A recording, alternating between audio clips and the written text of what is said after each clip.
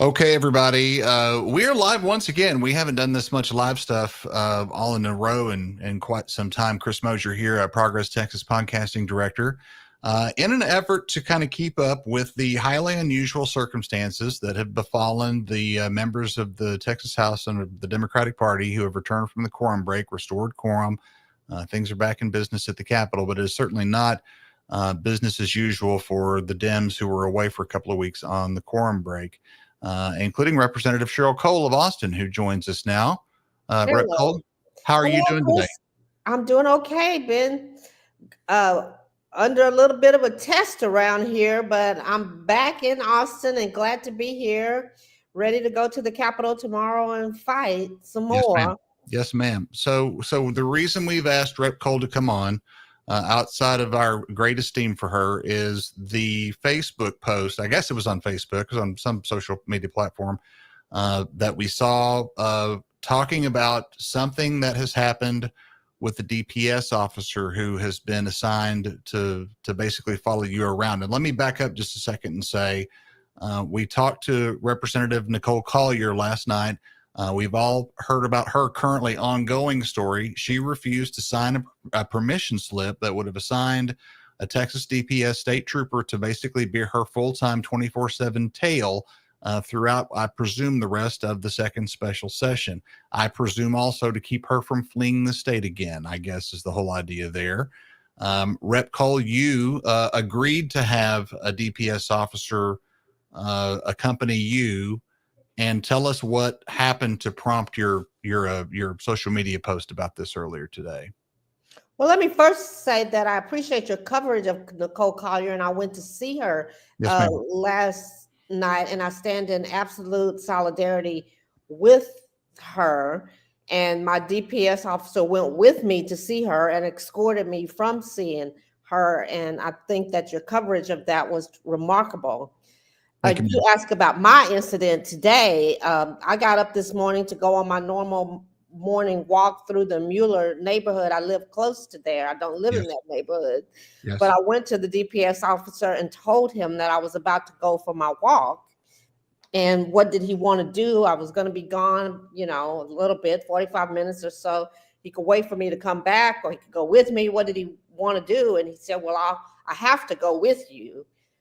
And I said, well, okay, are you going to take those guns that are strapped to your waist with you? Or are you going to cover that up with a jacket or something? And he said, well, no, I'll just drive behind you in my truck and follow you along the Okay. trail. Okay.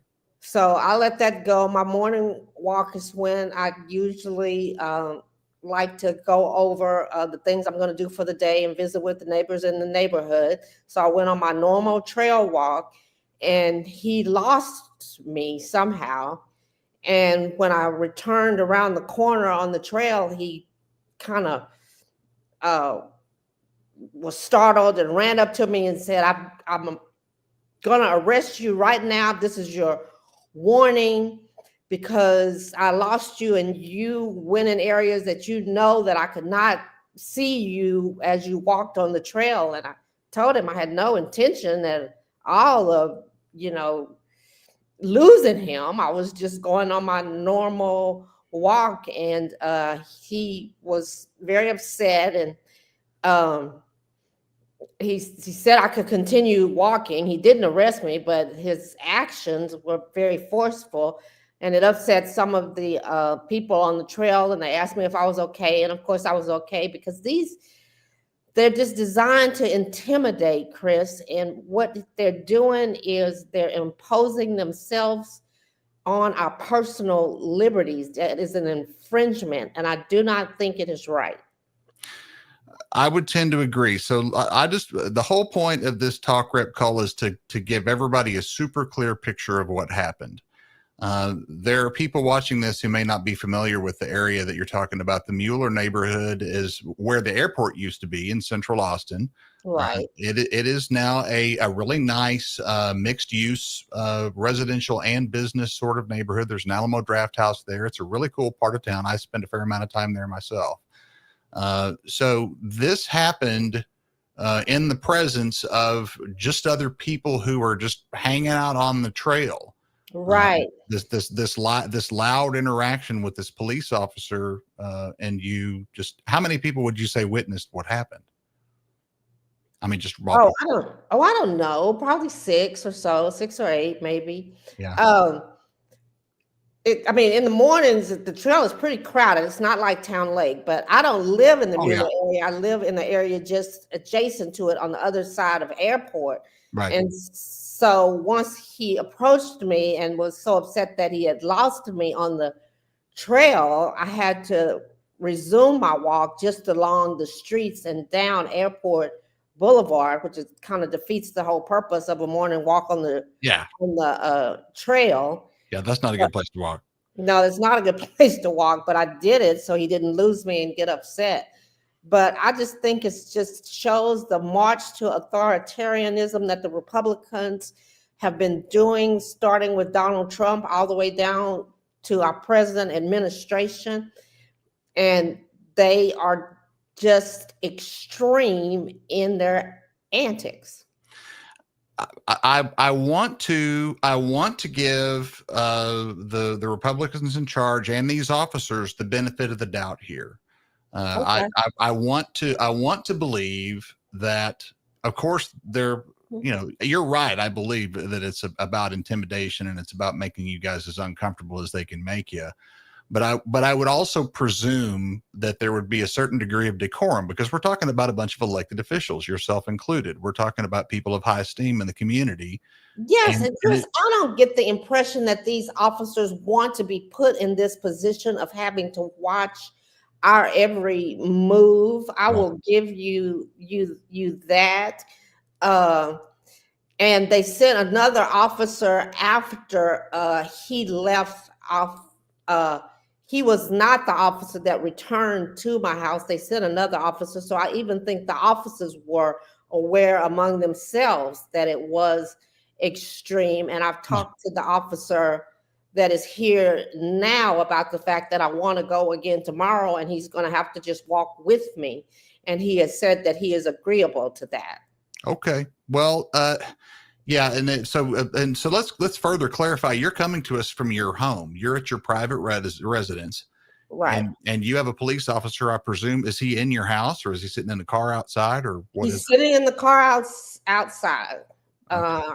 I've told him he can come in and use the restroom if he wants to. I feel like these guys have been put, some of them, in a difficult situation with this unprecedented antics that are coming down from the speaker and the governor, and a lot of them, they don't have a playbook for this type of activity. They are not used to monitoring public servants in this manner. You have been in the Texas House for a while, but I don't know for sure that you've done quorum breaks before. But I think I did do the quorum break in 21. Okay, and so can you compare the return from that quorum break to the return from this quorum break in terms of what we're talking about, in terms of what the conditions they've set forth for you? The level of energy is so much higher, and the mood in the chamber and the threats on our lives. We received bomb threats while we were away on quorum break. And we were required to move around a lot because of the threats on our lives. And even Greg Abbott and his rhetoric when he talks about, hunting us down. And I mean, it's just not the type of decorum you would expect from a governor. Right. And I think that it really is Donald Trump that has got this energy level just so out of control and extreme. And I'm not excusing this present Republican administration, because they have embraced it and followed it all the way through the leadership, and it is unprecedented. Yes, ma'am, I'd agree with that. Do you plan to ask for a different officer? It sounds like you guys may have made up since this happened, but tell us, like, what are your... I will not. I don't believe I will have that same officer tomorrow. The officer that when I got on airport, I got tired of walking on the streets and I just cut down and I saw the next guy that was following me, and they switched officers after the report went Wow. out, and this new officer that I've had has said that he will walk with me tomorrow. Okay, I got you. So you've already changed out, and it's just such a weird situation to try to wrap your head around. Forgive me if I'm not following very closely. How many, roughly, Rep. Cole, how many police officers, how many DPS troopers are we talking about that have been assigned to these types of assignments at this point? There were over 50 of you guys that were out. Oh, well, each of us, I believe, really have assigned one particular officer 24/7, but they rotate in shifts. And so at this point on the trail, I think maybe when he lost me, and he must have reported that, and then they sent another officer who was a little bit more accommodating, I think. I'm just did the guy roll up full speed with his lights going? Yeah, he had his lights on. I mean, it's just so. And I'm short. I mean, I'm not. And I have no weapons on me. It's just my tennis shoes and my Stop the Steal T-shirt. And well, I hear you walk fast though. Oh, how do you know that?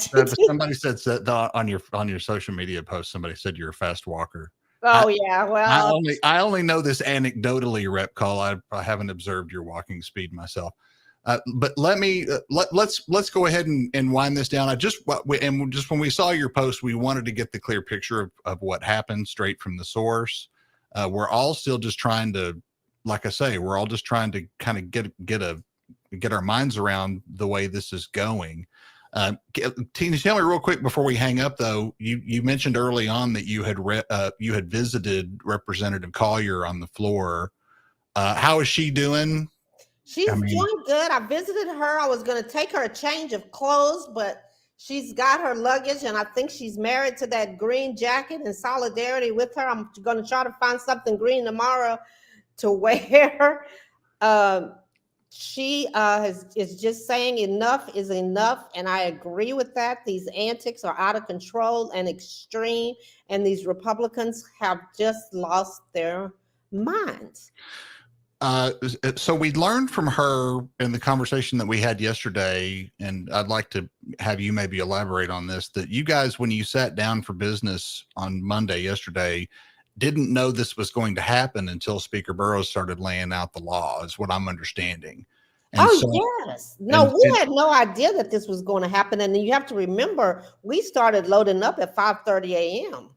in the morning. And so we have been traveling nonstop, and we came from the airport straight to the Capitol. So we're all pretty exhausted, standing there listening to every word he's saying, trying to figure out what the next step will be. So it took us all by surprise. That's and the reason I ask you that is that this was not planned. This was not staged. This was not something you guys had planned to do.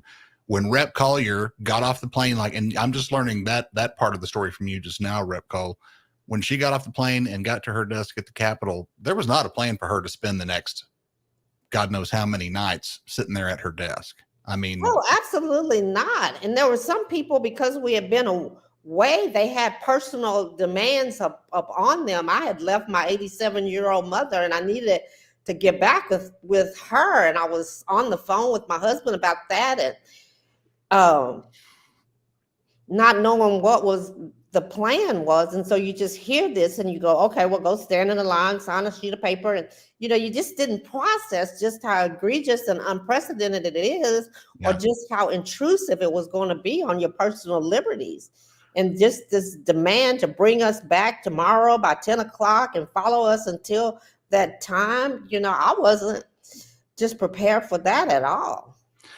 Well, it appears to me as though you guys are being treated in such a way to add some kind of a degree of at the very least a security risk, and at most some degree of criminality, which no laws have been broken here in the quorum break. What you guys have done is a time-honored legislative maneuver that happens all the time and has happened for years and years. And so I am my sympathies for what you're putting up with, but Rep. Cole, you're definitely part of a historic moment in Texas politics history. So thank you for all that you do, and thanks for joining us. And is there anything you'd like to say to your voters in your district in Austin before we hang up here? Well, for the voters in my district and on the trail, I'll see you tomorrow. Don't be taken aback by the officer with the guns walking behind me, but I'll be there as normal. And stay strong. The Republicans are extreme, and their march to authoritarianism is ridiculous. But we as Democrats must continue the fight and not be intimidated. Amen, ma'am. Thank you so much for the time, Representative Sheryl Cole of Austin. We appreciate you, and let us know what's happening, okay? Okay, thank you. All right. Thanks for watching, everybody. Okay, bye-bye.